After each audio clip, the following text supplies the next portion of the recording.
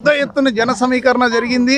ఇంత పెద్ద ఎత్తున జనాలు వస్తారని అసలు ఊహించారు. ప్రజా వ్యతిరేక పరిపాలనను వాళ్ళు విసిగిపోయి ప్రజలు సైతము మా ఊర్లకి ఎప్పుడు వస్తున్నావు అని పిలిపించుకొని మరీ వాళ్ళు మనకు హామీ ఇచ్చే పరిస్థితిని ఇవాళ మనం చూస్తూ ఉన్నాం. ముఖ్యంగా నార్పల మండలంలో కూడా ఈ గత 5 సంవత్సరాల్లో ఎక్కడా కూడా అభివృద్ధి లేదు.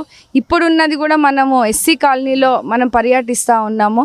ఎస్సీ సప్లాన్లు కానీ ఎస్సీ నిధులను కానీ వాళ్ళకి ఎక్కడా కూడా ఏ కుటుంబానికి కూడా సంక్షేమం అందలేని పరిస్థితిని మీరు చూస్తూ ఉన్నారు. చాలా మటుకు మనం ఇచ్చిన ఇల్లులే తప్పించి ఇక్కడ కూడా చాలామందికి ఇల్లు లేని పరిస్థితి, గుడిసెల్లో ఉంటున్నారు. ఇప్పటికీ కూడా వాళ్ళందరూ కూడా మనమంతా కూడా హామీ ఇస్తూ ఉన్నాము. బాబు గారు చంద్రబాబు నాయుడు గారి హయాం వస్తుంది. ఖచ్చితంగా బీజేపీ జనసేన బలంతో మేమంతా కూడా ప్రజలను వాళ్ళ సంక్షేమం కోసం కాపాడుకునే పరిస్థితిని ముందుకెళ్తామని మేమంతా కూడా చాలా హర్షం వ్యక్తం చేస్తూ ఉన్నాం.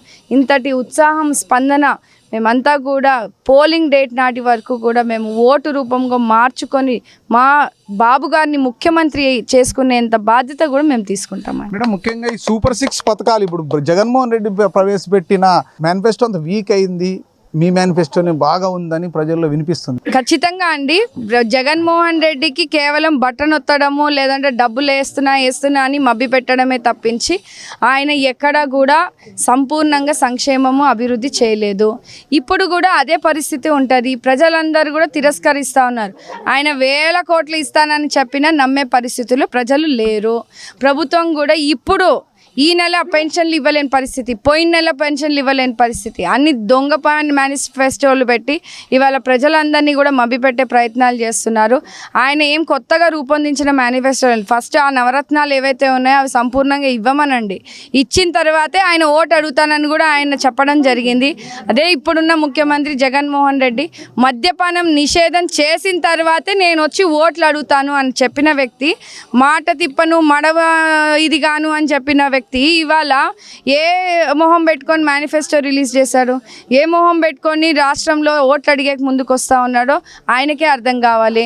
వాళ్ళ చెల్లెలు సైతం ముందుకొచ్చి కుటుంబాలకు కూడా వాళ్ళు చెప్తా ఉన్నారు, జగన్మోహన్ రెడ్డికి వైఎస్ఆర్సీపీ పార్టీకి ఓటు వేయకూడదు, వాళ్ళకు ఓటు అడిగే హక్కు కూడా ఈ రాష్ట్రంలోనే లేదని సొంత చెల్లెలు చెప్తా ఉంది. సో ప్రజలు కూడా చాలా తెలివిగలండి. వాళ్ళందరికీ వాళ్ళు పడ్డ బాధలన్నీ కూడా వాళ్ళందరికీ తెలుసు. గత తెలుగుదేశం హయాంలో జరిగిన అభివృద్ధితోనే వాళ్ళు ఇన్నాళ్ళు కూడా ఉన్నారు. ఒక భరోసాతో కూడా ఇప్పుడు సూపర్ 6 పథకాలని వాళ్ళు ఎంతగానో ఆదరిస్తూ ఉన్నారు. వాళ్ళకి చేరువుగా ఉండే ఈ పథకాలు ఏవైతే యువగలం పాదయాత్రలో లోకేష్ అన్న గారు గ్రామం తిరిగి ప్రజలతో అన్ని వర్గాలతో వాళ్ళు చర్చించుకొని పెట్టిన మేనిఫెస్టో ఇది. సో ప్రతి వర్గాన్ని కూడా మనము బలోపేతం చేసుకుంటూ వాళ్ళకి అభివృద్ధి చేస్తూ మేము సంక్షేమం అందించే పదంగా ముందుకెళ్తామని ప్రజలు కూడా నమ్మడం జరుగుతూ ఉందండి. నార్పల మండలంలో గత ఎలక్షన్స్లో కొంచెం మెజారిటీ వచ్చింది వైసీపీకి. ఈసారి దాన్ని తిరగరాస్తున్నారా మీరు? 100% తిరగరాస్తున్నామండి. ఇక్కడ నార్పల మండలంలో వైఎస్ఆర్సీపీ ప్రభుత్వంలో ఉన్న కార్యకర్తలు నాయకులే అసంతృప్తిగా ఉన్నారు. వాళ్ళని ఓటు కోసం వాడుకొని ఆర్థికంగా కూడా ఇబ్బందులు పెట్టి ఇవాళ నార్పల మండలంలో ఎక్కడా కూడా ఒక ఇటుకేసిన పాపాన పోలేదు. ఇదే వైఎస్ఆర్సీపీ నాయకుల కింద ఎన్నో హామీలు ఇచ్చినారు గ్రామాల్లో. ముఖ్యంగా ఎస్సీలకు ఇచ్చిన హామీలన్నీ కూడా ఇవాల్టి వరకు కూడా తీర్చలేని పరిస్థితి. ఇప్పుడు ఏ మొహం పెట్టుకొని వాళ్ళు ఓట్లు అడిగేకి వస్తూ ఉన్నారు? ఖచ్చితంగా ప్రజలు కూడా తిరస్కరిస్తూ ఉన్నారు. ఫ్యాన్ అనేదే లేకుండా చేసే బాధ్యత ఇక్కడ గ్రామ ప్రజలే తీసుకుంటారని కూడా చెప్తా ఉన్నారు. కదిలింది కదిలింది కదిలింది సింగనమల, కదిలింది కదిలింది కదిలింది సింగనమల, కదిలింది కదిలింది కదిలింది సింగనమల, కదిలింది కదిలింది కదిలింది సింగనమల.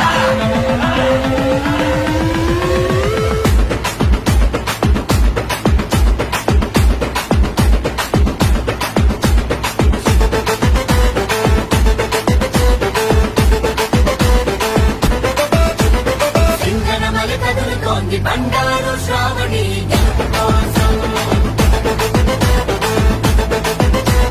పల్లె పల్లె పలుకుతోంది.